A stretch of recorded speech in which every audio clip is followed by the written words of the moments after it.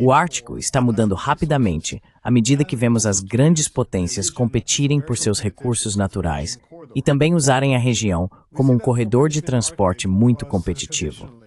Observamos que a cooperação no Ártico era tradicionalmente amplamente imune à geopolítica, porque o Ártico era considerado um deserto congelado, sem muitos interesses estratégicos concorrentes que alimentariam qualquer rivalidade. Isso garantiu uma cooperação mutuamente benéfica em áreas como desenvolvimento sustentável, proteção ambiental, descobertas científicas, proteção dos povos indígenas e outras formas de cooperação, que eram muito definidas como um jogo de soma positiva. Em resumo, muito disso estava isento da geopolítica de soma zero.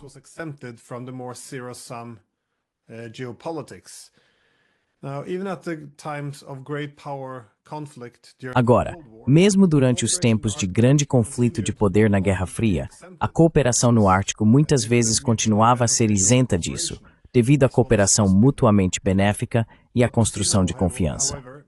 O que vemos agora, no entanto, é que essa era parece ter chegado ao fim por duas razões principais. Primeiro, o Ártico está se tornando cada vez mais o lar de interesses estratégicos concorrentes, principalmente devido aos recursos naturais e ao seu papel como corredor de transporte. Segundo, nas últimas 3 décadas, as relações entre os países da OTAN e a Rússia, como países do Ártico, continuam a se deteriorar. Então, vamos abordar ambos os tópicos separadamente. So let's address both of these topics separately. Now, what is really the strategic interest? Agora, qual é realmente o interesse estratégico no Ártico? Bem, à medida que o Ártico se aquece e o gelo recua, a região se revela um incrível tesouro. Uma quantidade incrível de recursos energéticos tornou-se disponível para a extração.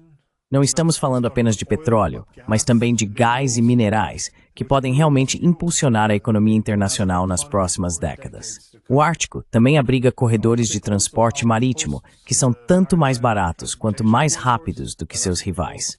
Assim, para navios que vão entre a Europa e o leste asiático, seguir ao longo da costa ártica russa é cerca de 40% mais curto do que a rota alternativa que passa pelo Canal de Suez. Than the alternative route going through the Suez Canal. With growing fears of US blockades and cutting off... Com os crescentes temores de bloqueios dos Estados Unidos e o corte de pontos de estrangulamento-chave, como o Estreito de Malaca, a rota do Ártico é vista como uma maneira de contornar isso. Está fora do controle da Marinha dos Estados Unidos. Além disso, a rota do Ártico permite que outras grandes potências desafiem a insistência dos Estados Unidos em dominar o mundo, controlando seus principais mares. Assim, a Rússia está agora desenvolvendo sua rota do Ártico, construindo novos portos e infraestrutura de apoio, infraestrutura de busca e resgate, e também estabelecendo uma presença militar na região. A Rússia também desenvolveu de longe a maior frota de quebra-gelos do mundo, e a Rússia chama sua rota do Ártico de Rota do Mar do Norte.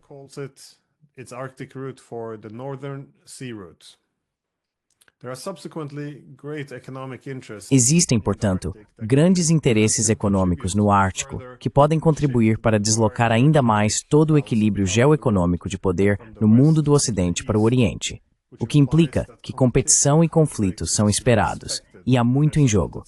Isso nos leva à intensificação da rivalidade geopolítica, se não geoeconômica, porque após a Guerra Fria, a principal política externa da Rússia era integrar-se ao Ocidente para construir uma arquitetura de segurança europeia inclusiva, o que eles então se referiam como Grande Europa.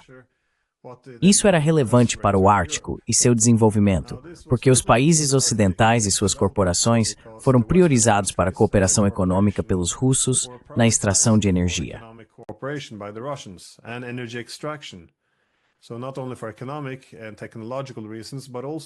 Então, não apenas por razões econômicas e tecnológicas, mas também políticas, dado que isso ajudaria a desenvolver essa grande Europa que os russos estavam buscando. E enquanto a Rússia possui cerca de 50% da costa do Ártico, os outros 7 estados árticos são todos ocidentais, e, portanto, também fazia simplesmente sentido comum cooperar no Ártico. No entanto, o sonho de uma grande Europa começou a desaparecer quando a OTAN se expandiu. Mas o verdadeiro momento crucial veio em 2014, quando os Estados Ocidentais apoiaram um golpe na Ucrânia para puxar o país para a órbita da OTAN. Isso se tornou uma prova para os russos de que a Ucrânia se tornaria uma linha de frente em vez de uma ponte. Como resultado, a iniciativa da Grande Europa morreu. And as a result, the Greater Europe Initiative died. Indeed, the past 300 years De fato, os últimos 300 anos de política externa russa centrada no Ocidente, desde Pedro o Grande, quando olhava para o Ocidente em busca de modernização, também chegaram ao fim. A Rússia, em vez disso, adotou o que chama de Iniciativa da Grande Eurásia, que envolve a reorganização de sua economia do Ocidente para o Oriente. Assim, imediatamente após o golpe na Ucrânia, vimos novas iniciativas sendo aceleradas, como o gasoduto Força da Sibéria, indo da Rússia para a China. Mas também vimos outros projetos de gás, novos projetos de petróleo e infraestrutura de transporte físico. Muito disso também foi financiado com novos bancos, sistemas de pagamento e o uso de moedas nacionais. Assim, quando a energia muda, grande parte do restante do sistema econômico internacional também muda com ela.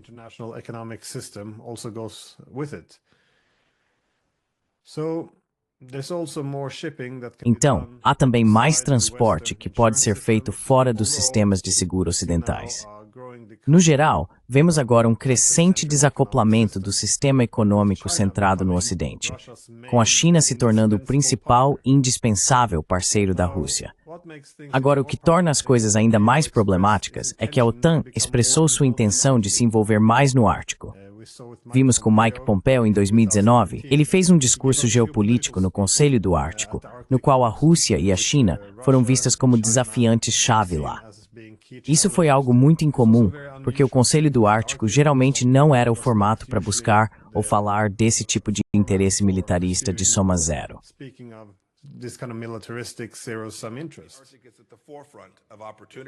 O Ártico está na vanguarda da oportunidade e abundância. Ele abriga 13% do petróleo não descoberto do mundo, 30% do gás não descoberto e uma abundância de urânio, minerais de terras raras, ouro, diamantes e milhões de milhas quadradas de recursos inexplorados, pesca em abundância.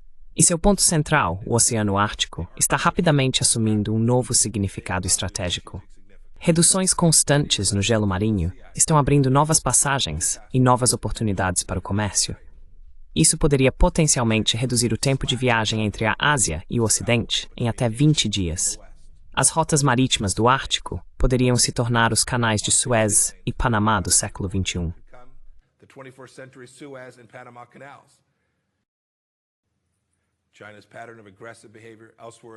O padrão de comportamento agressivo da China em outros lugares deve informar o que fazemos e como ela pode tratar o Ártico.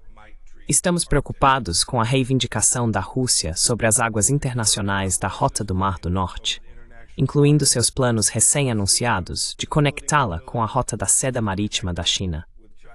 No lado da segurança, em parte em resposta às atividades desestabilizadoras da Rússia, estamos realizando exercícios militares, fortalecendo nossa presença de forças, reconstruindo nossa frota de quebra-gelos, expandindo o financiamento da Guarda Costeira e criando um novo posto militar sênior para assuntos do Ártico dentro de nossas próprias forças armadas.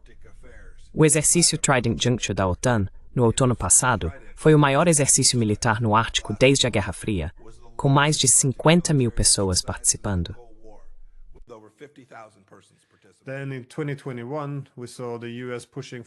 Então, em 2021, vimos os Estados Unidos pressionando por bases militares e garantindo esses acordos, não apenas na Noruega, mas também começando a expandi-los por toda a Escandinávia.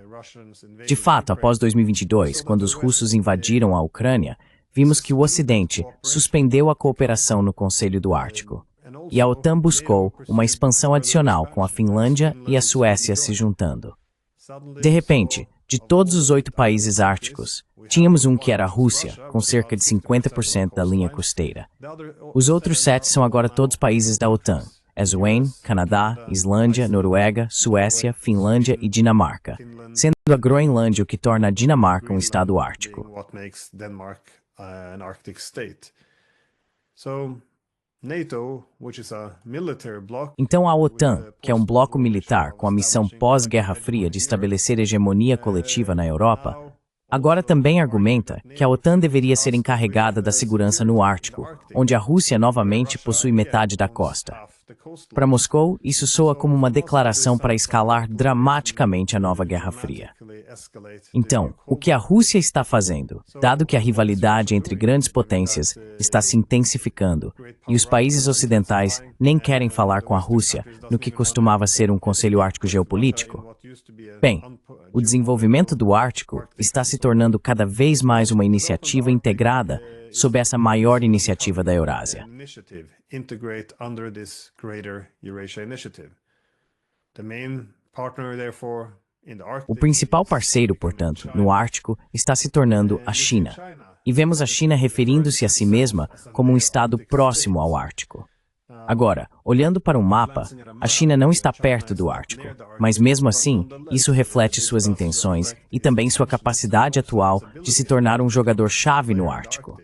Dado que a Rússia, como o maior país ártico, convida a China para o Ártico russo, ela está de fato se tornando um estado ártico. Os chineses têm muito interesse tanto no transporte quanto na extração de recursos energéticos, além de outros interesses. Resources as well as other interests. Now, the Arctic corridor. Agora, o corredor ártico, que é o corredor de transporte entre a Ásia e a Europa, é referido como a Rota do Mar do Norte pela Rússia. Os chineses o chamaram de Rota da Seda Polar, integrando-o conceitualmente no âmbito da nova Rota da Seda, incluindo a iniciativa do Cinturão e Rota. A Rússia também está convidando outros países do Oriente, como a Índia, a participar do desenvolvimento do Ártico. Vemos a região se tornando, assim, o teto deste continente eurasiático e do projeto eurasiático, que deve se acrescentar, é desenvolvido como uma forma de diversificação em relação ao sistema econômico hegemônico desenvolvido pelos Estados Unidos após a Segunda Guerra Mundial.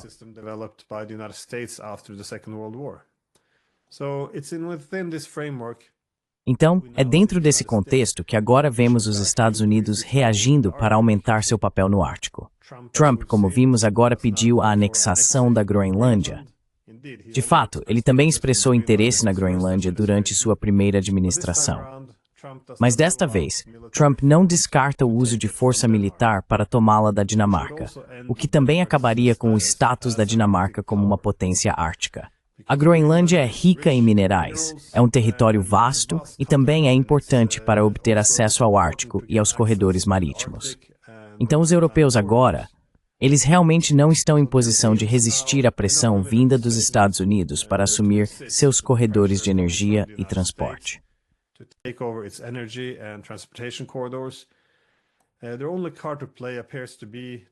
A única carta que eles parecem ter para jogar é dar aos americanos o que eles quiserem, na esperança de que a demonstração de lealdade e submissão mostre que são um parceiro importante e que os Estados Unidos não vão despriorizar a Europa. Vimos que Biden poderia destruir a infraestrutura energética europeia para cortar os europeus dos fornecedores de gás russos. E a resposta europeia foi apenas se apressar para fornecer cobertura política para o ataque americano à sua própria infraestrutura energética. Da mesma forma, podemos ver Trump sentado em frente a um líder europeu, ou seja, o secretário-geral da OTAN, Jens Stoltenberg, e argumentar que a Groenlândia é importante para a América e que eles vão tomar o território, sem qualquer reação de seu homólogo europeu.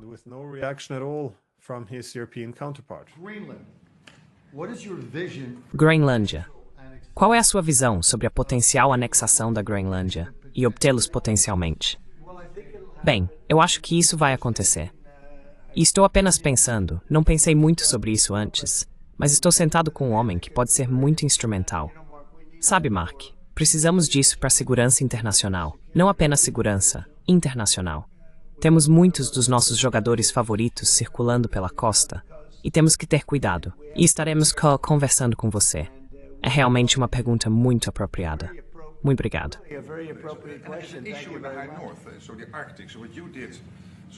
Então, o Ártico, quando se trata da Groenlândia, sim, não estamos nos juntando aos Estados. Eu deixaria isso fora desta discussão, porque não quero envolver a OTAN nisso.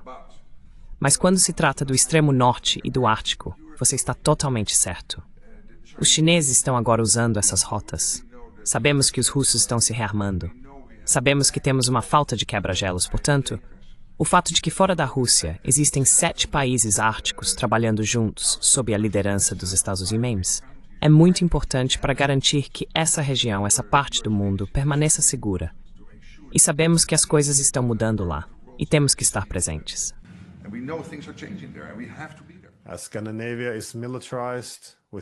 A Escandinávia está militarizada com dezenas de bases militares dos Estados Unidos. Esses países estão efetivamente terceirizando sua política externa e abraçando um futuro status de vassalos.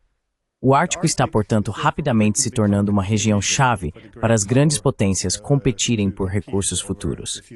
As principais potências são, portanto, Rússia, China e Edzuar, enquanto os europeus, em grande parte, cederam qualquer papel e se tornaram completamente irrelevantes à medida que a ordem mundial multipolar se afirma. As the multipolar world order asserts itself.